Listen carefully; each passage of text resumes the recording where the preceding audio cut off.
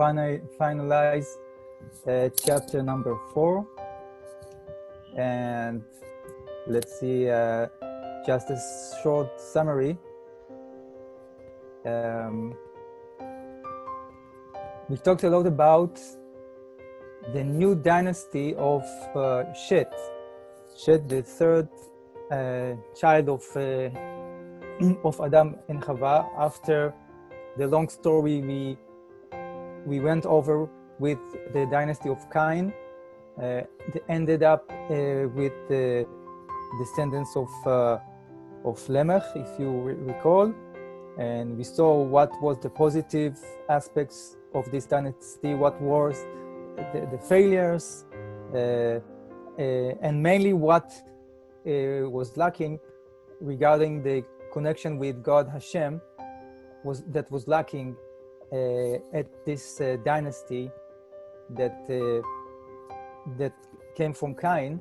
And I think we started talking about Shet, that he had, as the verses are hinting us, he had this godly image, maybe more than Cain. He had these characteristics, attributes that made him to be a man of godly wisdom, and not just for himself, but also for his whole dynasty, for his descendants. So what we're dealing with now is to see how this new dynasty evolved, and what their efforts were in order to rectify and repair the world they were living in. Rabbi Yoshua, Israel, okay. Shavvatov. Okay. అందరికీ శవ్వతు అండి. రబ్బీ గారు అందరికీ వందనాలు తెలియజేసుకుంటున్నారు ఒక మంచి వారం ముగిసినందుకు. అయితే మన క్లాస్లోకి వస్తే కనుక మనం ఆల్మోస్ట్ 4వ అధ్యాయాన్ని కంప్లీట్ చేసుకుంటున్నాము. సో ఒక్కసారి 4వ అధ్యాయంలో జరిగిన విషయాలు ఏంటి అని మనం ఆలోచిస్తే కనుక, ఆదాం గారి దగ్గర జరిగిన పొరపాటు తర్వాత ఆయనకి పుట్టిన కైన్ గారి యొక్క వంశావళి ఎలా సాగింది, ఆ వంశావళిలో చివరికి లెమెక్ గారితో ముగియడం జరిగింది. సో ఈ మధ్యలో జరిగిన ఏ విషయాలు మంచి విషయాలుగా పరిగణింపబడ్డాయి, ఏ విషయాలు మంచి జరిగింది, ఏ విషయాల్లో వాళ్ళు తిరిగి మరలా ఓడిపోవడం జరిగింది అనేది మనం చూసాము. అయితే ముఖ్యంగా హషేం గారి దగ్గరికి తిరిగి మరలా ఆ యొక్క సత్సంబంధం పెంపొందించుకునే విషయాలు మాత్రం వాళ్ళు ఓడిపోయినట్టుగా, ఫెయిల్ అయినట్టుగా మనం చూడడం జరిగింది. అయితే తర్వాత షేత్ గారి ద్వారా తిరిగి మరలా ఇంకొక వంశావళి ప్రారంభం అవడం అనేది మనం చూసాం. అయితే అక్కడ ఉన్న వచనాలు బట్టి మనం చూస్తే కనుక ఈయన తిరిగి మరలా దేవుని యొక్క స్వరూపంలో తిరిగి మరలా ఇంకొక వ్యక్తి జన్మించడం అనేదిగా మనం ఆ వచనాల్లో చూస్తూ ఉన్నాం. అయితే ఆయన కయ్యూన్ గారి కన్నా ఒక మంచి లక్షణాలతో తిరిగి ఆయన జన్మించినట్టుగా, లేదా ఆ మెరిట్ ఆయనకు ఉన్నట్టుగా. అయితే ఆయన షేతు గారు ఒక్కరికే కాకుండా తిరిగి తన హోల్ డైనెస్టీ, అంటే ఆయన కంప్లీట్ తన వంశానికి కూడా ఒక మంచి విషయాలను తీసుకొచ్చే విధంగా మనకి ఆ వచనాలు బట్టి మనకు కనబడుతుంది.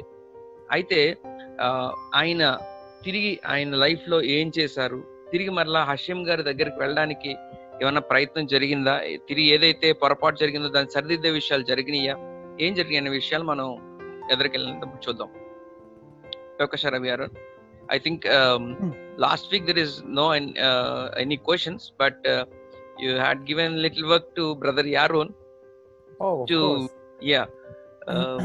Maybe we can ask, or else we can continue. Actually, I think I just see now that I noted some questions from some people. So let me know. Tell me if we didn't discuss those questions, because it was nice questions. I see here For example, what I listed here is a question from Dr. Yaakov Garu. Why Cain wasn't mentioned in chapter number 5? I see this question, for example. Yeah. I'm not sure we discussed, we gave answers to these questions. It was maybe the end of the class.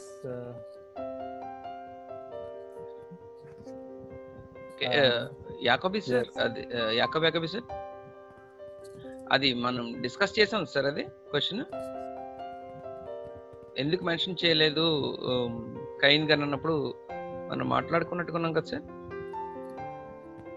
Finish చేసాం sir ఆ question. అవును sir, చాలా అంటే అది brief గా outline చెప్పారు. Okay okay, ఒకవేళ ఆయన కొద్దిగా ఎక్స్ప్లెయిన్ చేయాలనుకుంటే డెఫినెట్ గా. Sure, sir. Yaron, you explained it briefly. Yes. If you help it out in something detail, it will be good. Okay.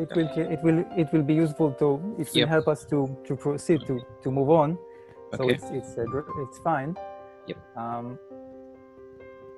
And well, for this question, for the matter of, we saw Cain, and now we see this new evolving dynasty out of Adam by his child Shet, and even more than that, we see that the verses telling us that it's like a kind of an official declaration that these are the descendants of Adam, and Cain is not mentioned. Right? We see it. Let's see. It's in chapter number 5. It's well, in the 5. first verses on chapter number 5. You see, this is the narrative of the generation of man. On the day that God created man, then the verses continues on with on verse number 3. I think we mentioned this verse. And Adam lived 130 years, and he begot in his likeness after his image, and he named him Shet. And right after this, only the descendants of Shet are mentioned. What we mentioned briefly is that that is the significant,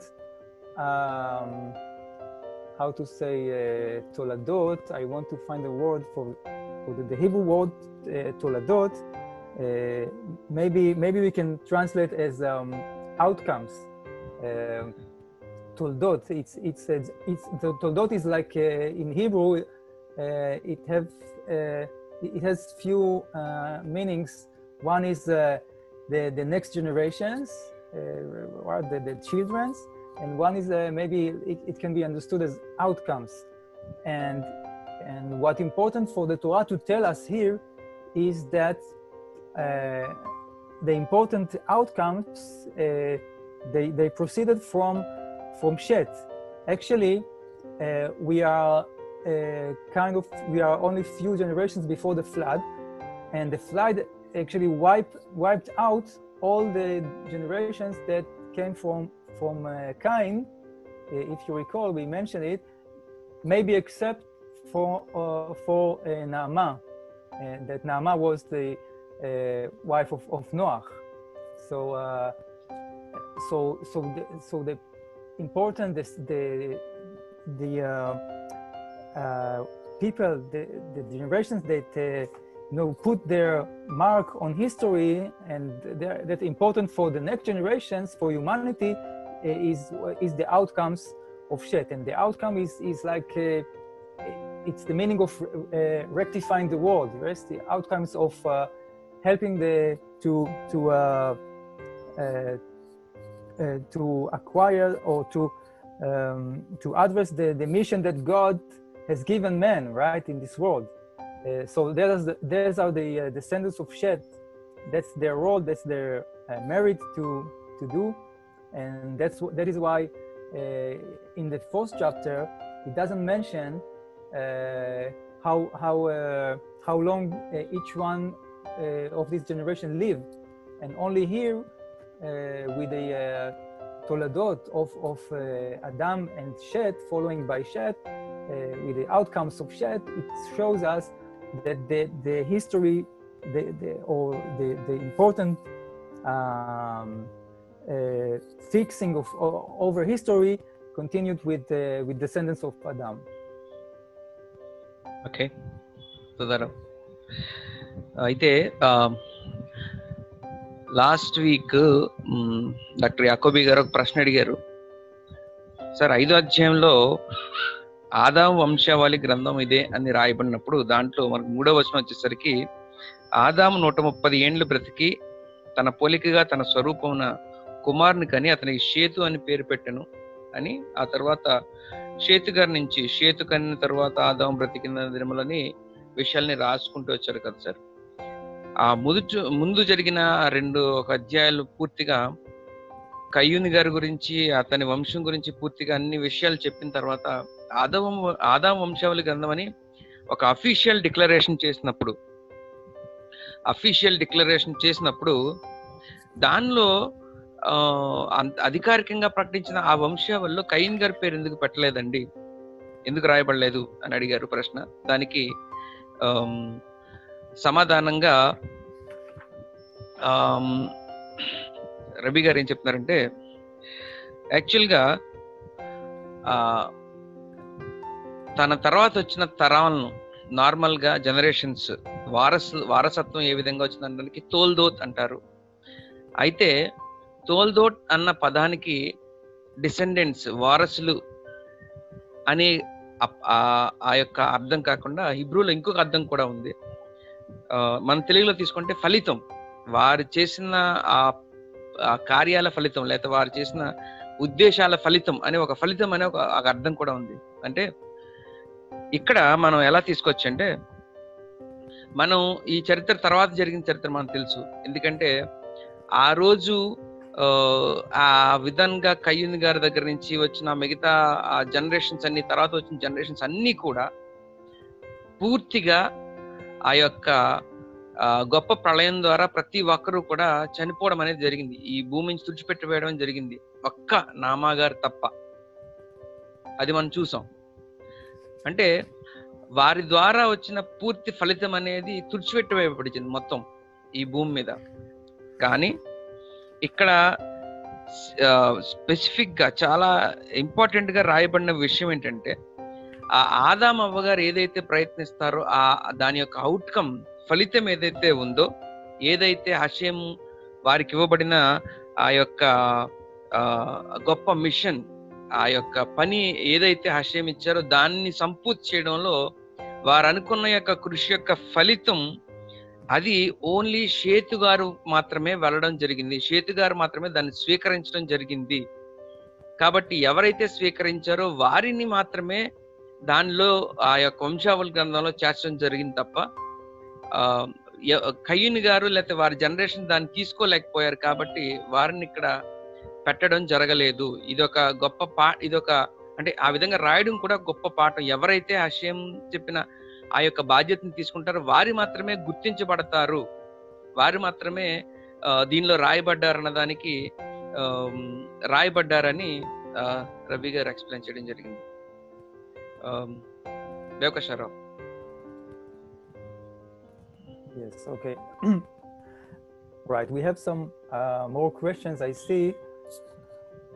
First of all, a question from you, Israel Garu, about the I think it is about Enosh, because we mentioned that we know from the previous chapters that explained in chapter number 2 that there was no rain because there was no one to pray, and so until the first man Adam prayed for rain, there is no rain, and here we saw a confusing verse about the son of Shet, whose name is Enosh. We saw that this verse about Enosh, maybe I will add this verse to the chat.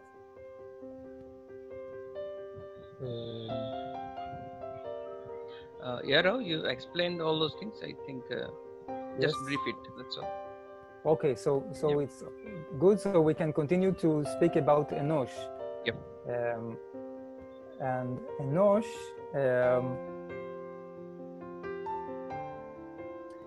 well, we know, first of all, we know about Cain, that Cain is related to, the Hebrew meaning is associated with kinyan. Kinyan, it means personal assets, property, material assets, as opposite to